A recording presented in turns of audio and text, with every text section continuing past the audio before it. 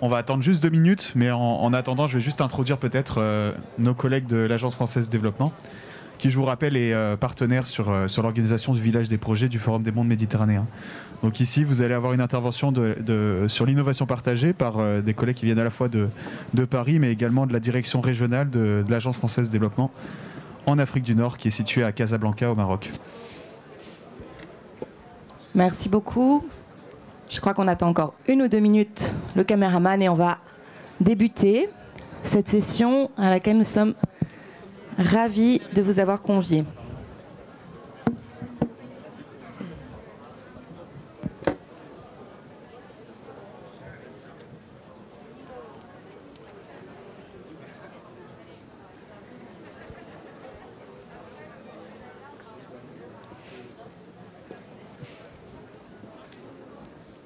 Ok.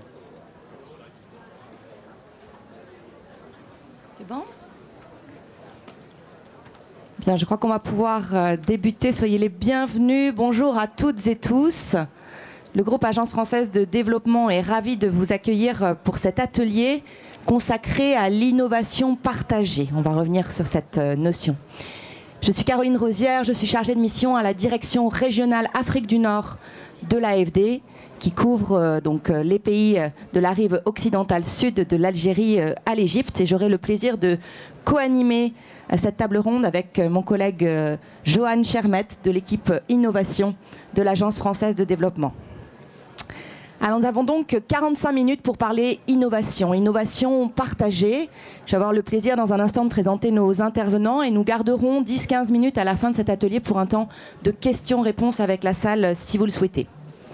Donc l'objectif de cette table ronde, s'inspirer des retours d'expérience de celles et ceux qui innovent sur le terrain, qui portent des projets innovants sur les 2 rives de la Méditerranée et de celles et ceux qui les soutiennent comme le groupe AFD, comme d'autres bailleurs.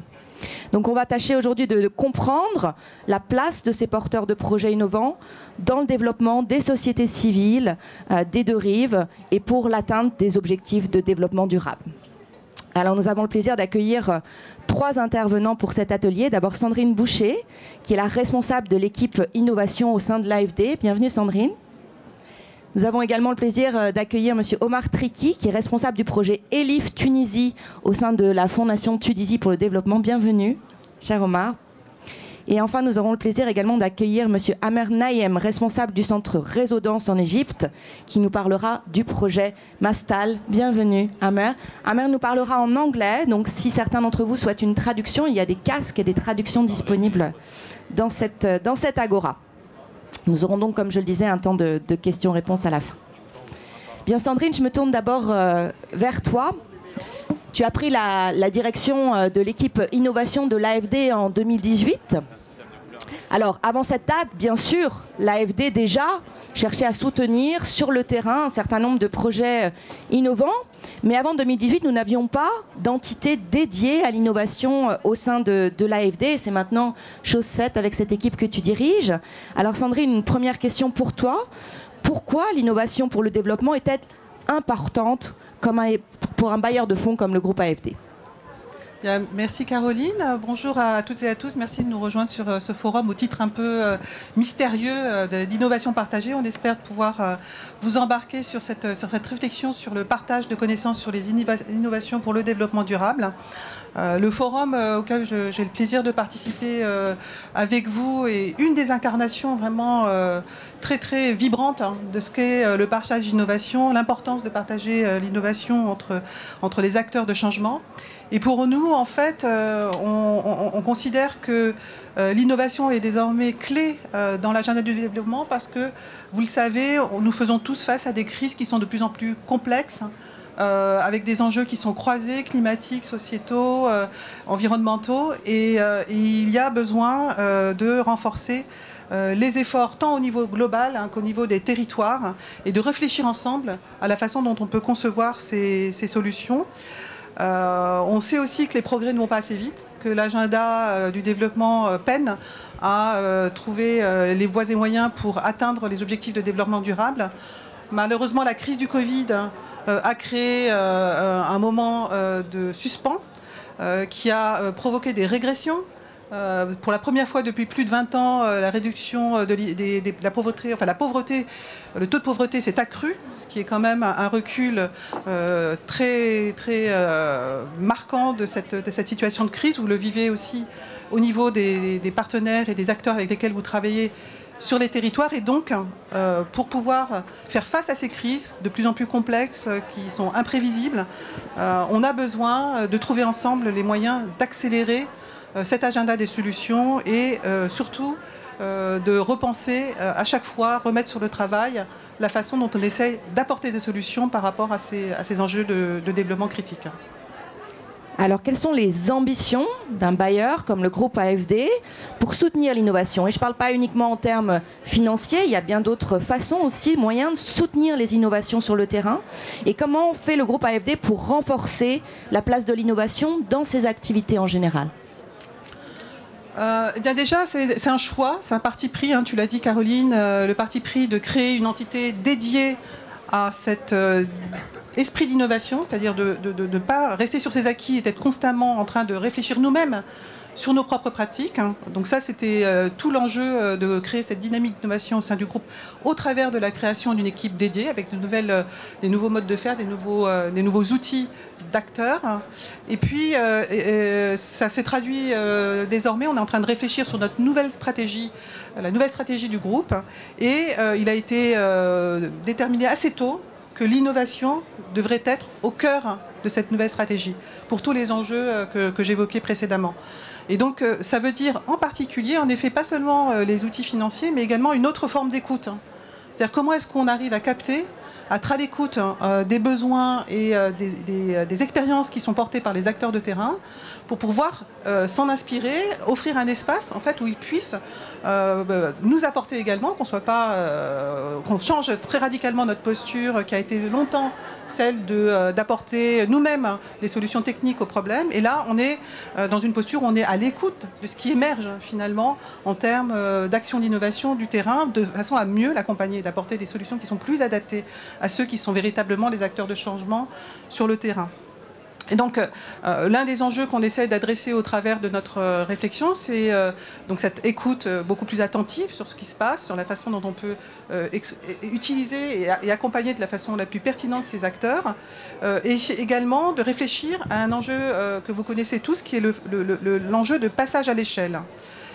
Le passage à l'échelle, qu'est-ce que ça signifie pour nous?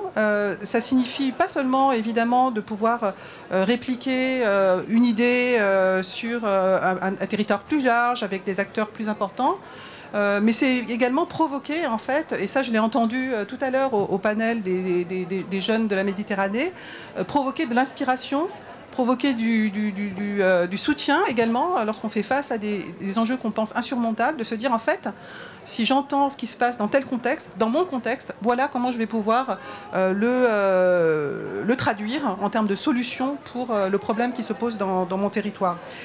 Et l'échelle du territoire et des enjeux individuels et contextuels, c'est important. Mais l'enjeu de passage à l'échelle, c'est aussi l'influence sur les politiques publiques. Et ça aussi, je l'ai entendu tout à l'heure, c'était vraiment intéressant. Comment est-ce que ces jeunesses qui expriment le souhait de faire émerger des nouvelles solutions arrivent à dialoguer de façon efficace avec les décideurs publics pour que ces innovations, elles passent réellement dans le cœur des actions des pouvoirs publics. Et je pense qu'un bailleur de fonds comme l'AFD qui travaille avec un spectre assez large en fait finalement d'acteurs du changement qui vont de la société civile jusqu'aux organisations privées, publiques et jusqu'au gouvernement, on est là aussi pour offrir ce pont, cet espace de dialogue fructueux pour accélérer ensemble l'agenda des solutions pour le développement. Alors, qu'est-ce que cette notion d'innovation partagée? C'est une démarche que vous mettez en œuvre au sein de l'équipe innovation de l'AFD. Est-ce que tu peux nous en dire plus à ce sujet? Oui, je vais vous en dire plus. J'ai oublié de mentionner, je regardais mes petites notes, tu nous as parlé des instruments aussi de financement inédits là, qu'on a développés pour l'innovation. Et je ne peux pas ne pas parler évidemment de la création du Fonds d'innovation pour le développement, qui est donc un fonds qui a été créé, qui a lancé ses activités l'année dernière, qui est vraiment une initiative très inédite et très forte que le groupe a souhaité accompagner, soutenir. Et donc on héberge en fait cette initiative qui est dotée de subventions et dont la vocation, donc c'est une initiative qui a été portée et qui est présidée par Esther Duflo, et dont la vocation en fait est d'aider les porteurs d'innovation qui essayent de développer des solutions pour lutter contre la pauvreté et les inégalités. Et donc ça, c'est une expression en fait aussi des instruments financiers dédiés à l'innovation qui ont vu le jour en fait en 2021. Alors sur l'innovation partagée, notre idée, c'est parti du concept que en fait, il y a beaucoup de solutions et d'acteurs qui recherchent en fait au niveau contextuel des innovations qui vont aider à adresser des enjeux de développement. Et en fait, la somme de l'ensemble de ces expériences, elles font émerger en fait des solutions qui ont parfois une dimension universelle. Hein. C'est-à-dire qu'en fait, plus on peut partager et essaimer en fait ces solutions et les passer à l'échelle, plus on aide aussi au niveau global à adresser les enjeux. Et donc, pour nous, au-delà de simplement soutenir individuellement chaque innovation, c'était de voir comment est-ce qu'on peut imaginer un dispositif pour favoriser le partage de connaissances et d'expériences de ces innovations et en faire dessiner en fait, des solutions qui vont permettre d'accélérer l'agenda global du développement durable. Donc ça a l'air un peu très conceptuel, mais on a essayé de partir déjà de nous, c'est-à-dire de voir au niveau des innovations de l'AFD comment on les recensait. Est-ce qu'on organisait bien notre partage de connaissances et qu'est-ce qu'on pouvait imaginer comme dispositif efficace, concret, de mise en valeur et de mise en lumière de ces innovations. Et derrière, en fait, pour nous, c'est vraiment cette notion que l'innovation pour le développement durable, que vous portez tous chacun individuellement, en fait, ces innovations, elles ne sont pas, propriétaires, en fait. Elles ont une vocation, c'est un commun pour moi. Les innovations pour le développement durable, c'est un commun. Et on a vocation, chacun d'entre nous, à partager nos expériences, à faire en sorte qu'il y ait un maximum d'acteurs qui puissent s'inspirer et aider à les adopter, adaptés à leur contexte, bien évidemment, mais aider à les adopter pour pouvoir favoriser en fait, l'émergence de solutions pour adresser ces enjeux de développement durable. Donc c'est ça l'esprit de l'innovation partagée. Donc derrière, il y a tout un dispositif hein, dont Samantha qui est là et Joanne sont les porteurs.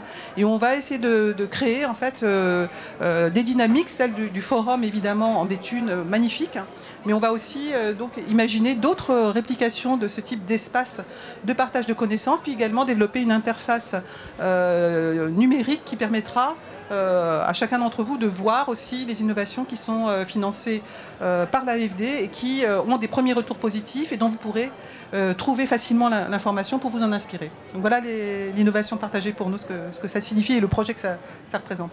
Un grand merci Sandrine. Et justement aujourd'hui nous avions envie de mettre en lumière deux innovations sur le terrain, au plus près des besoins. Et donc je te passe la parole, Joanne, pour présenter nos invités. Merci beaucoup Caroline. Merci Sandrine pour cet éclairage sur l'innovation partagée et sur les ambitions du groupe AFD en matière de soutien à l'innovation pour le développement. Du coup, je me tourne maintenant vers nos autres invités. Tout d'abord vers monsieur Omar Triki, chef de projet ELIF pour la Fondation Tunisie pour le développement. Et ce que je vous propose, c'est qu'avant d'en savoir plus sur l'origine de votre projet, on regarde une courte capsule vidéo qui va nous introduire le projet ELIF. Est-ce qu'il y a possibilité pour la technique d'appuyer sur la petite flèche? Merci.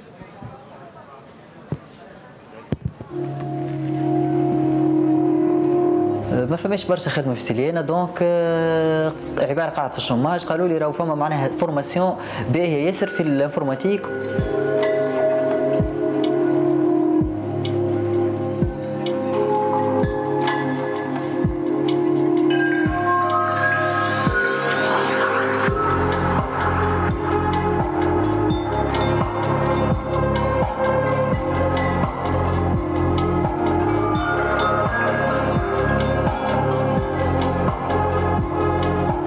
سونتر إليف هو فرصة معناها لينا نحن في لي زون انتيريور لنا كيما سليانة وكل شيء. جيت لإليف على خاطر باش نحسن مي كومبيتونس نتاعي.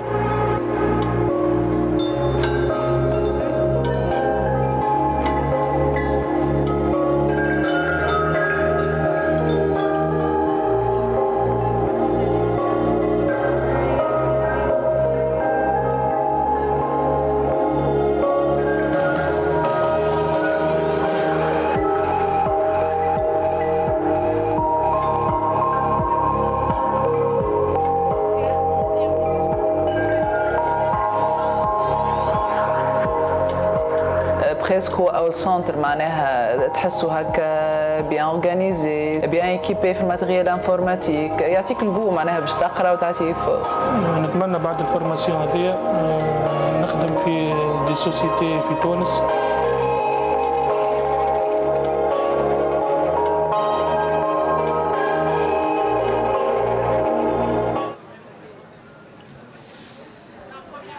Alors dans cette vidéo, on observe en quelque sorte les impacts, la réussite de ce projet. Est-ce que vous pourriez nous en dire un peu plus sur son origine et avez-vous bénéficié par exemple d'un partage d'expériences de projets similaires pour sa conceptualisation? Alors, merci. Donc le projet, en fait, il vient d'un constat. En fait, il est né à cause d'un constat, c'est qu'en Tunisie, il y a une ligne, une barrière invisible qui sépare les régions côtières des régions intérieures du nord-ouest, du centre et du sud qui sont plus marginalisées, qui bénéficient moins d'infrastructures décentes de formation, qui bénéficient aussi moins d'accès à des événements culturels ou encore moins à des structures d'appui pour les jeunes entrepreneurs. Donc l'idée du projet ELIF, c'était de prendre les 10 gouvernorats les plus marginalisés en termes d'indices de développement socio-économique et d'y construire ces centres-là, les centres ELIF, qui ont 3 vocations. D'abord une formation sur les métiers du numérique, donc une formation que nous avons fait certifier auprès de la Conférence des grandes écoles en France et qui donne en fait accès à un diplôme reconnu français. Dans les métiers du numérique, il y a du développement, de la business intelligence, il y a de l'informatique embarquée et également du community management. Le deuxième volet, c'est de l'entrepreneuriat, où on apporte de l'accompagnement aux jeunes entrepreneurs locaux, mais tout en bâtissant sur les initiatives qui existent déjà. Donc l'idée, c'est de créer vraiment une synergie, une symbiose entre les initiatives qui existent. Et le troisième volet, c'est un volet qui est culture au sens large, soit de la culture d'entreprise ou la culture telle que l'organisation d'événements, de concerts. Il y a un studio d'enregistrement aussi dans le centre. Bref, donc ça c'est un peu l'idée du projet qui est parti vraiment comme un moyen pour lutter contre les inégalités régionales et essayer d'apporter vers ces régions-là une infrastructure décente qui permet de sensibiliser les jeunes mais de les embarquer dans autre chose et de les sortir un peu de leur carcan habituel. Après, si on prend chaque composante à part, il n'y a rien d'innovant. Les écoles de code, en fait, ça pullule, que ce soit en France ou en Tunisie, mais il y a quand même des inspirations, telles que l'école 42 ou la station F. Donc l'idée, l'innovation de ce projet-là, elle est venue du fait de grouper dans un seul endroit plusieurs initiatives en même temps. L'entrepreneuriat, la formation sur le métier du numérique et la culture. Et c'est là où le concept est innovant, parce que nous sommes partis vers des régions qui sont défavorisées. Donc en termes d'inspiration, j'ai cité l'école 42, j'ai cité Saint-Plon aussi. Il faut se rappeler que lorsque le président Macron est venu en Tunisie en 2018, il était accompagné par une délégation d'hommes d'affaires, et notamment Xavier Niel, le CEO de Free, qui a donné à la Tunisie le concept gratuitement de la station F de l'école 42. Et que nous avons en fait, donc la fondation a été mandatée pour implémenter ces concepts-là en Tunisie, et nous les avons tunisifiés, si j'ose dire, et nous les avons emmenés vers les régions. Donc aujourd'hui, nous sommes porteurs de ces deux projets-là, et ça s'appelle pas École 42 ni Station F, ça s'appelle ELIF, ou ça s'appelle aussi Dodot, c'est un autre projet que nous portons. Voilà, donc dans toute cette expérience, ce qu'il faut savoir, c'est que l'AFD a été un des premiers partenaires, et j'ai pas envie de dire bailleur de fonds parce qu'on est vraiment sur une relation de partenariat forte, qui nous ont beaucoup conseillé depuis la genèse du projet, depuis le début, en essayant d'adresser vraiment les pain points, parce que j'ai envie, les points un peu épineux auxquels il fallait faire attention, nous orienter, parce que l'AFD a une très forte richesse en termes d'expériences similaires qui ont été reproduites dans d'autres pays d'Afrique, donc il y a eu un vrai savoir-faire qui a été apporté, ils nous ont challengé sur beaucoup d'aspects. Je pense que c'est grâce à ça où nous sommes aujourd'hui au point où on en est. Nous sommes à 3 centres opérationnels aujourd'hui, et j'espère que le centre de Djerba sera prêt pour le sommet de la francophonie en novembre, et nous espérons le faire inaugurer par un nouveau président. On ne sait pas qui ça va être. Voilà. Alors on le voit encore plus aujourd'hui, la question des métiers technologiques et numériques est un enjeu fort pour la croissance et le développement durable, en particulier en ce moment. Vous avez créé un modèle innovant qui répond aux besoins des professionnels et des jeunes sans emploi. Comment vous prévoyez de répliquer ce modèle en région, puisque votre objectif est finalement de réaliser 10 centres de formation, je crois ? Alors, Comme je l'ai dit, aujourd'hui, nous sommes à 3 centres opérationnels sur 10. L'idée, comme vous l'avez dit tout à l'heure, n'est pas de répliquer bêtement un modèle, mais c'est plutôt de chercher à créer vraiment une vraie émulation, une vraie symbiose et une approche innovante. Donc, ce qu'il faut savoir, c'est que la Fondation dispose de fonds conséquents qui permettent la construction des 10 centres. Néanmoins, l'apport des bailleurs de fonds, et encore une fois, je n'aime pas ce mot, de nos partenaires, est primordial pour animer et pour aussi faire vivre ces centres. Nous avons aussi bâti des partenariats, ce que j'appelle stratégiques, entre les instances du gouvernement pour la pérennisation du projet, justement, mais également avec les partenaires tels que l'AFD, l'Union européenne ou le GIZ, pour créer un peu plus d'activités. D'ailleurs, ce que j'aime dire toujours, c'est que ces centres-là sont un patrimoine qui est ouvert à tout le monde. Donc j'invite toutes les initiatives qui opèrent en Tunisie à venir faire des événements chez nous. On le fait déjà. Nous collaborons avec une centaine de sociétés civiles qui sont soit financées par la France ou même locales, pour venir justement animer par le but, pour nous, c'est vraiment de toucher 5% de cette population marginalisée entre 19 et 29 ans. Et donc, ce n'est pas possible uniquement avec les efforts de la Fondation. Donc, depuis la création du centre, il y a presque une centaine d'événements qui ont été faits. Il y a 6500 jeunes qui ont fréquenté nos centres, et c'est récent, hein, les centres ont été inaugurés en fin 2019. Et donc, il y a une vraie dynamique qui se crée dans ces régions-là, ce qui nous rend vraiment très très fiers. Mais encore une fois, l'apport des bailleurs de fonds, entre guillemets, est primordial pour une pérennisation du programme. Donc j'espère que notre partenariat avec l'AFD va perdurer et que nous en aurons d'autres avec d'autres associations présentes ici qui nous feront l'honneur de faire des choses chez nous. Voilà. Merci beaucoup Omar pour ce premier témoignage sur le projet ELIF pour lequel le groupe AFD du coup vous accompagne. Je me tourne maintenant vers monsieur Amr Nayem qui va répondre du coup, comme le disait Caroline, en anglais à mes questions. Alors vous êtes le directeur exécutif du centre Résidence à Alexandrie en Égypte, qui est un centre culturel indépendant dédié à la promotion et au développement de la danse, membre officiel du Conseil international de la danse de l'UNESCO depuis 2013 je crois. Pouvez-vous nous parler plus en détail du centre Résidence que vous dirigez ? Alors déjà, merci de m'avoir présenté. Donc, je suis Ahmad Naïm, donc je suis le directeur exécutif du Centre Résonance en Égypte. Donc, exactement comme vous l'avez dit, il s'agit d'un centre culturel indépendant qui se dédie à la promotion de la danse et des arts de la danse en Alexandrie. Nous sommes en activité depuis 2008, donc ça fait déjà bien 15 ans maintenant que nous sommes en activité. Nous poursuivons plusieurs types d'activités qui servent tous le même objectif, c'est-à-dire il s'agit de vraiment tailler le chemin pour la danse, la scène émergente de la danse en Alexandrie. Donc nous proposons des programmes de formation pour les jeunes adultes, c'est un de nos objectifs principaux. Et nous proposons notamment la production et la création de performances dansées avec des artistes locaux, et également nous travaillons sur la direction artistique des travaux que nous proposons. Donc en gros, c'est ce que nous faisons. Merci beaucoup. Alors vous êtes associé avec Viadance à Belfort autour du projet Mashtal qui vise à développer l'éducation artistique et culturelle en Égypte et rendre l'art, et en particulier l'art chorégraphique, accessible à toutes et tous. Pouvez-vous nous en dire un peu plus sur ce projet et l'innovation qu'il porte? Quels impacts en fait vous cherchez à obtenir à travers la création d'un écosystème regroupant une diversité d'acteurs autour de quelque chose d'innovant finalement, de l'art chorégraphique? Alors, ce qui concerne le projet Mashtal, alors Mashtal, ça veut dire la pépinière. Oui, la pépinière. Et en fait, ça s'est fait en coopération avec le Centre national chorégraphique de Bourgogne-Franche-Comté. Nous avons développé ensemble ce programme de formation qui vise à regrouper un groupe de jeunes danseurs d'Alexandrie afin de leur montrer comment nous pouvons concevoir et mettre en œuvre des projets chorégraphiques dans les écoles et avec des associations qui travaillent souvent avec des groupes d'enfants marginalisés.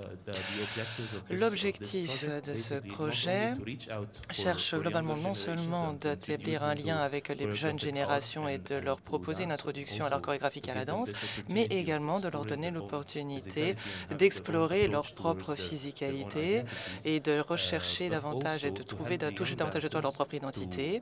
Et cela permet également aux jeunes danseurs de se développer, développer leur capacité en tant que danseurs. Et cela permet également de développer développer l'écosystème économique qui pourrait également intégrer plusieurs acteurs du monde chorégraphique pour pouvoir créer le projet plus durable. Les artistes n'ont pas besoin ainsi de travailler en parallèle de leur carrière de danseur et ils peuvent se dédier intégralement à leur art en gagnant leur vie en tant que danseurs, en tant qu'animateurs d'ateliers de danse.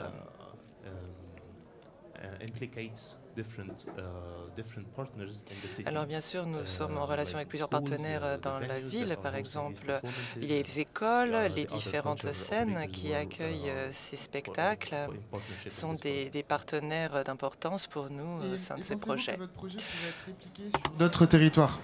Quels seraient, et si oui, vous pensez qu'il pourrait être répliqué ailleurs, en Égypte ou dans d'autres pays de la région, quelles seraient, selon vous, les éventuelles difficultés et quels seraient vos besoins pour y parvenir? Mais à dire vrai, le projet en lui-même, c'est déjà la réplication d'un autre projet qui est un projet franco-suisse, qui était également un programme de formation pour les danseurs afin qu'ils puissent intervenir dans les milieux scolaires. Et il s'agit simplement d'une extension, d'une forme de déclination de TDC, c'était Territoire danseurs commun. C'était ça, en fait, le nom du projet qui était effectué entre Viadance et d'autres partenaires suisses. Et derrière cela, nous avons cherché véritablement à décliner cette idée, c'est-à-dire que nous avons suivi une similarité de notre démarche, mais nous avons bien sûr adapté le projet au terrain. Nous avons cherché à trouver la meilleure adaptation possible à différents contextes. Donc on n'a pas nécessairement suivi exactement le même concept de base, c'est-à-dire on a repris l'idée, mais on a dû l'adapter d'une manière ou d'une autre. Il a fallu trouver la manière appropriée de pouvoir servir le même objectif, de pouvoir servir la même cible, tout en prenant en compte les particularités de nos régions. Donc, bien entendu, ça peut être répliqué, ça peut être reproduit,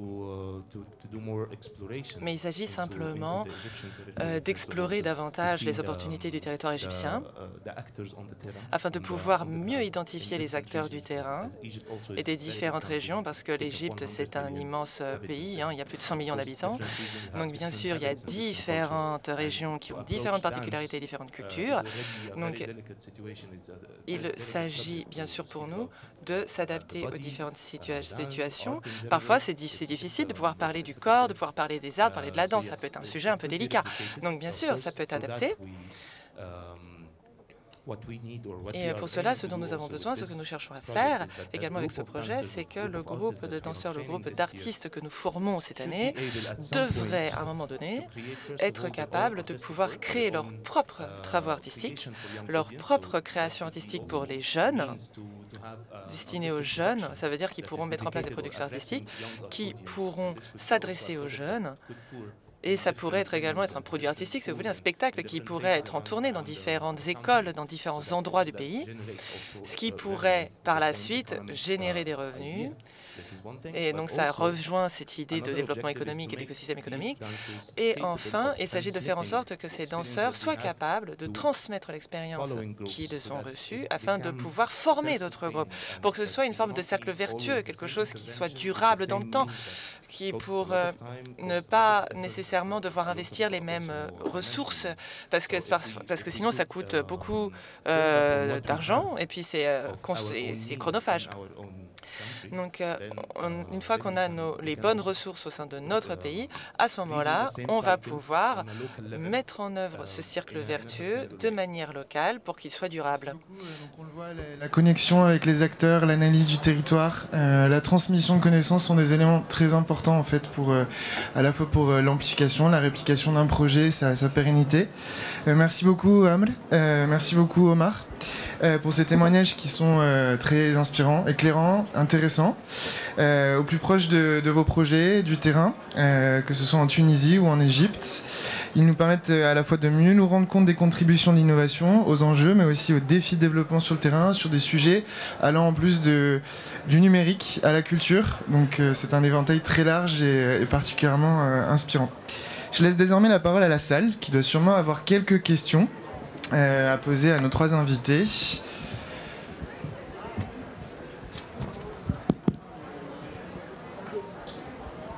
Oui, bonjour à tous, Victor Hugo Espinosa. Et je suis représentant du Club UNESCO et en même temps président d'une association qui a plus d'1 million d'enfants sensibilisés. Et peut-être c'est là que je vais raccorder un peu ce que vous venez de dire. Nous, on a travaillé sur la pollution de l'air, on a investi 2 millions d'euros avec l'aide de l'Europe et différentes aides. Les gros problèmes innovants, il y a 2. Les premières, comment on fait pour partager quand on veut donner, moi depuis 20 ans que j'essaie de donner tout ce qu'on fait, je suis moi-même bénévole, mais on a une équipe de 15 personnes qui travaillent. Il y a des gens qui prennent le budget pour exister. Il y a d'autres qui prennent le budget pour faire partager, pour donner, pour recevoir. Pour recevoir, je me suis rendu compte, pour pouvoir créer l'EREMOAP dans toute la Méditerranée, je me suis rendu compte qu'il faut aider le pays pauvre. Justement, quand je dis pauvre, c'est entre guillemets. Quand je dis qu'il faut aider, il y a des fonds pour ça, des fonds on ne les connaît pas. Et c'est toujours les mêmes qui travaillent, et c'est toujours les mêmes qui reçoivent les sous. Donc il y a quelque chose à arranger sur cet aspect. 1 million d'enfants sensibilisés, une association marseillaise, 360 000 téléchargements du monde entier. On donne des diaporamas libres, créatifs, adaptés, ou même les dessins, on les change. Et c'est ça, je vois que c'est très difficile parce que l'éducation, c'est le parent pauvre des congrès, c'est le parent pauvre de beaucoup d'Afrique, de partout. L'Europe, il commence à changer. Donc, je partage ce que tu as dit pour les danses. Nous, on a créé un projet innovant qui s'appelle Ecopop. Et simplement, on vient avec notre diaporama, on parle de l'air. Il y a un artiste qui regarde, un danseur, un prof de théâtre, un humoriste, et il fait tout de suite un art. Et on a lié l'argent de l'environnement à l'argent de la culture. Ça veut dire qu'on a créé une passerelle qui est jolie. Et je finirai pour le 2e point, que toutes les conférences que j'ai faites, il n'y a aucun que j'ai fait différemment. 1 tiers les gens qui sont devant, 2 tiers la salle pour produire l'échange et faire moitié-moitié. Et pas comme beaucoup de fois on fait. Bon, vos questions et vos gueules. En 2 mots, moi, ce que j'aime bien qu'on parle, qu'on laisse parler les autres. Et avec les jeunes, on a créé quelque chose qui s'appelle l'airloquence. Vraiment, ça casse la baraque au niveau médiatique et tout. On est dans plein de lycées et on fait parler les jeunes. Cette fois-ci, 90% les jeunes, 10% nous. On fait de l'animation et on se rend compte qu'ils ont peur de parler. Comment voulez-vous faire passer un message si j'ai peur de parler de l'harcèlement que je reçois? Comment voulez-vous qu'ils fassent s'ils ont peur pour trouver un travail? Comment voulez-vous? Donc on est en train de travailler sur airloquence, merloquence, tout ce qu'il y a à la rhétorique, et je me rends compte que les jeunes sont fascinés. Et s'il y a un message à vous faire passer, aidez l'éducation, l'éducation, l'éducation, et n'oubliez pas la formation. Moi-même, je suis élu à Marseille, je ne l'ai pas voulu dire, mais je suis adjoint au maire dans les quartiers nord. Je peux vous dire une chose, il faut mettre le paquet dans la formation des collectivités et de celui qui viennent souvent, sont très ignorants de ceux qui votent. Allez-y, je vous en prie, on va prendre une salve de commentaires et de questions. Bonjour tout le monde, je suis Hassan Manaï, le directeur exécutif de la Fondation Tunisie pour le développement. Ma question, peut-être ma proposition, s'adresse à Madame Boucher. Nous, on connaît l'AFD qui finance les infrastructures dans les États, qui finance des grands projets. Et depuis quelque temps, l'AFD a fait le pas vers la société civile. Et déjà, ça a été un peu tard, mais ça a fait beaucoup de réussite. Ce n'est pas que le projet Alif, mais vu notre relation avec l'AFD, on sait qu'il y a beaucoup de réussites qui ont été accompagnées par l'Agence française de développement, et vous félicite pour ça. Le thème de cet atelier, c'est le partage. C'est un gros mot. C'est quelque chose de magnifique, partager quelque chose. Et vous savez, le Covid nous a enseigné que quand ce n'est pas partagé, on n'est pas sauvé. L'immunité n'est qu'une question temporaire quand les vaccins ne sont pas partagés par tout le monde. Vous savez, là, à chaque fois... Et du coup, maintenant, la France est la présidente de l'Union européenne. Est-ce qu'on ne peut pas assouplir un tout petit peu, c'est-à-dire pousser, parce qu'en Europe, il n'y a pas que l'AFD, il y a d'autres agences qui traitent avec des États et avec des procédures très sévères quand il s'agit de traiter avec la société civile. Est-ce que la France ne peut pas mettre cette expérience de l'AFD, qui est considérée comme une réussite, en avant pour rendre cet échange avec la société civile et les associations sur le terrain un choix stratégique de l'Union européenne. Parce qu'on sait qu'il y a beaucoup de fonds de l'Union européenne qui sont destinés aux pays en voie de développement, mais qui sont servis par des États, parfois, sur des projets qui n'intéressent pas vraiment la jeunesse. Moi, à mon sens, ce n'est pas utile de financer des infrastructures pour des jeunes frustrés, pour des jeunes avec des diplômes en chômage, pour des jeunes pauvres, pour des jeunes qui ne voient pas le bout du tunnel. Ça n'a pas de sens. Il faut faire les deux en même temps, peut-être partager les fonds entre le développement humain et social et le développement des infrastructures.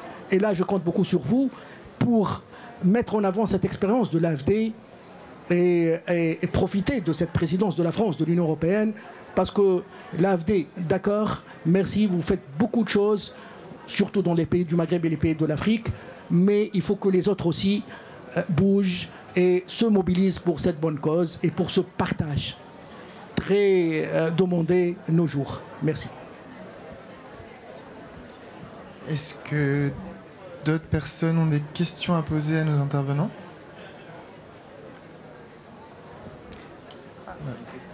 Oui.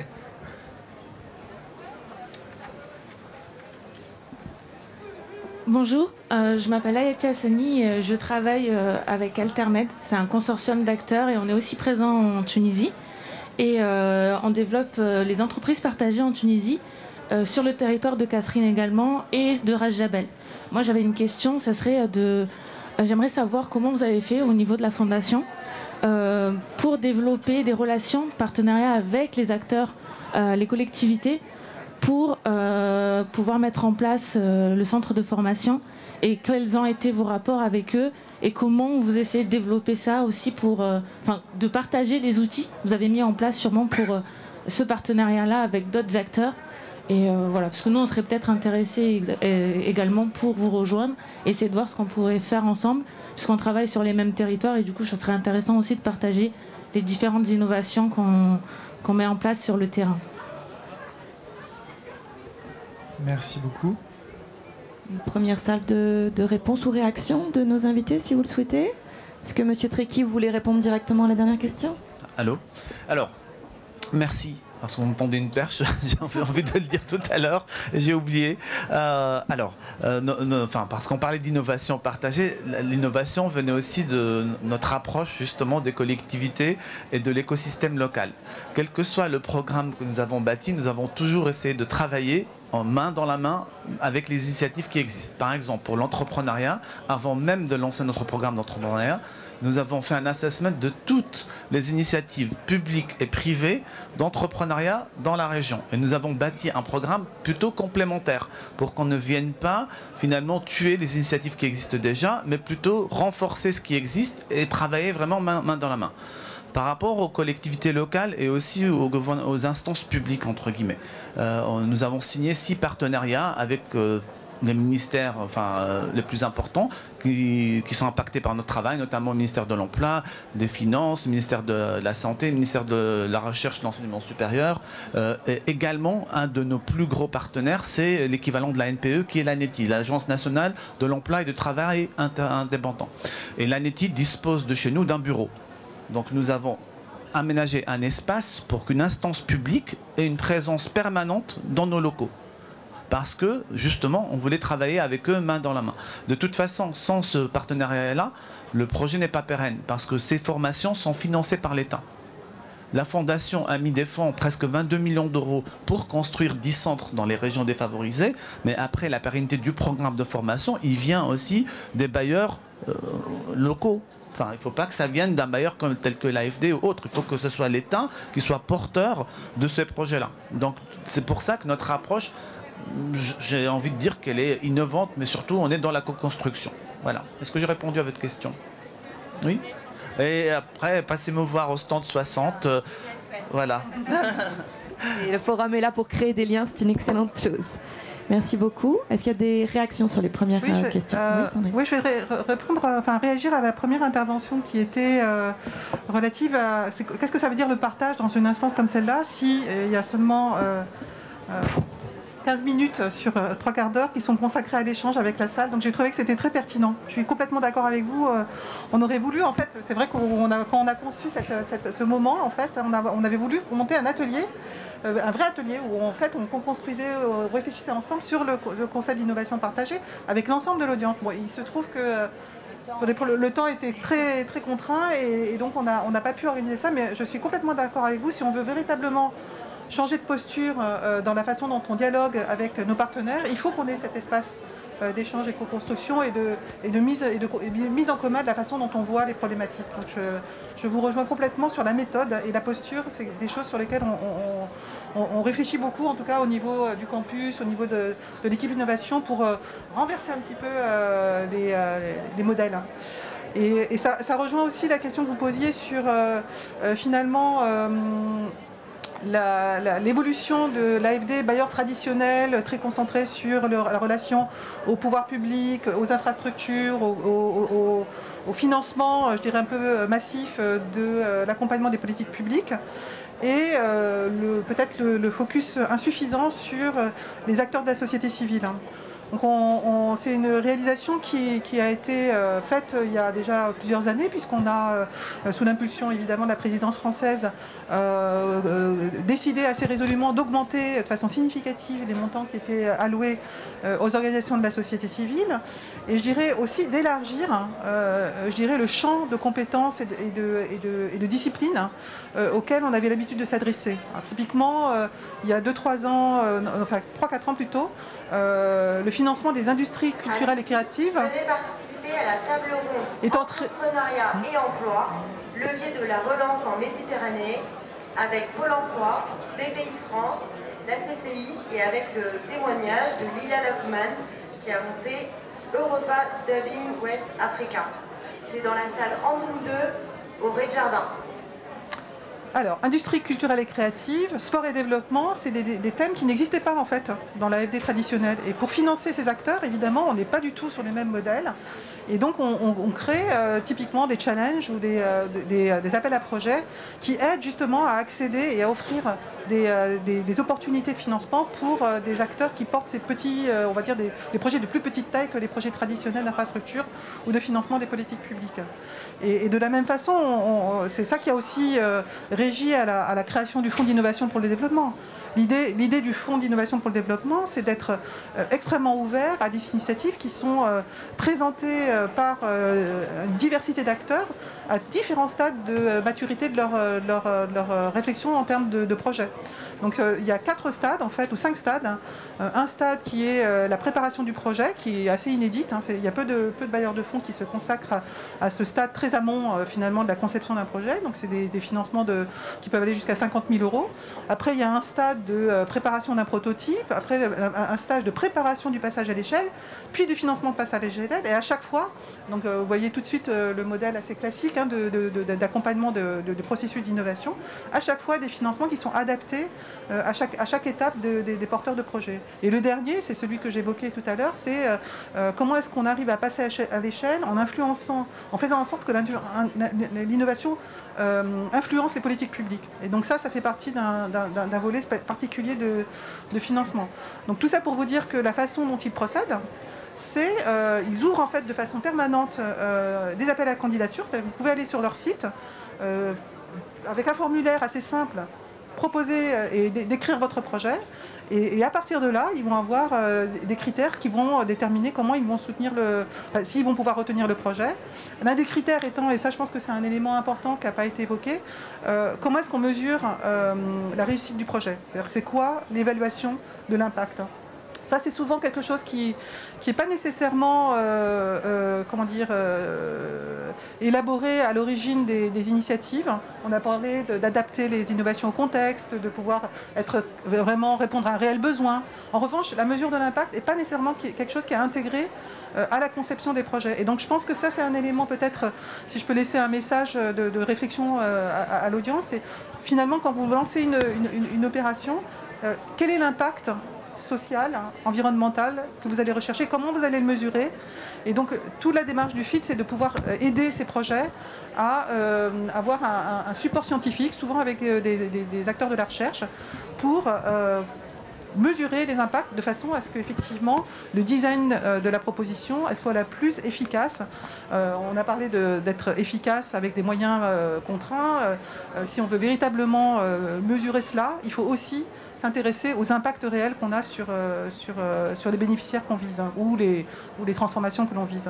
Donc ça, voilà, tout ça, je vous décris tout ça. On n'a pas parlé de l'Union européenne et du rôle de la France, mais ces changements de posture, ces changements de réflexion sur la façon dont on soutient et on finance les acteurs qui portent le changement, c'est quelque chose qui est très profond, je pense, dans la façon dont on va réfléchir à notre nouvelle stratégie et de nouvelles modes d'action. Et on espère que ça sera évidemment une source d'inspiration. Rémi Rioux, qui est le directeur général de l'AFD et également président du club des bailleurs de fonds de IDFC, il est également a été à l'origine en fait, de la création d'un sommet de financement des acteurs du développement, hein, le FIX. Et donc c'est au travers de cette audience en fait, de l'ensemble des praticiens du développement qu'on espère pousser un changement de paradigme sur la façon dont les bailleurs adressent en fait, les acteurs porteurs d'innovation, en particulier de la société civile. Donc on est résolument dans cette direction. Bien, je crois que nous allons devoir rendre la salle. Donc je vais dire un très très grand merci à nos 3 intervenants et à vous d'être venus aujourd'hui. Si vous souhaitez poursuivre les discussions, nous avons tous des stands. Donc n'hésitez pas à venir nous voir sur le stand du projet ELIF, sur le stand de Résonance ou sur le stand de l'AFD qui est juste ici. On sera ravis de poursuivre les échanges avec vous tout au long de cette 2e journée du Forum des mondes méditerranéens. Merci beaucoup à tous et bonne journée. Merci beaucoup.